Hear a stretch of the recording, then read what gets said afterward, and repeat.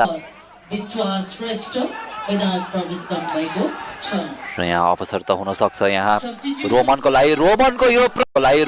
यो प्रहार र निकै नै राम्रो फिनिसिङ पनि भन्नुपर्ने हुन्छ outside of the box. Roman किपरलाई रिप्लेमा देख्न सक्छौं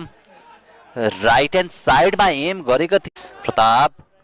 अझै पनि प्रताप राम्रो बल कन्ट्रोल प्रतापको त्यहाँ भेटाएका छन् रामबाबुलाई एलेक्स विलियन आएका छन् कभरको लागि अझै पनि एलेक्स पास्टिङलाई सफल एलेक्स त्यहाँ बबिनलाई र अन्त्यमा गोल गर्न सफल यहाँ प्लानिङ बोइज एलेक्स विलियन राम्रो अपर्च्युनिटीहरू बनाइरहेको थिए र रिप्लेमा देख्न सक्छौं बबिन त्यहाँ बल त गुमाउन पुगे तर राम्रो पोजिसन र राम्रो फिनिसिङ त्यहाँ एलेक्स विलियनको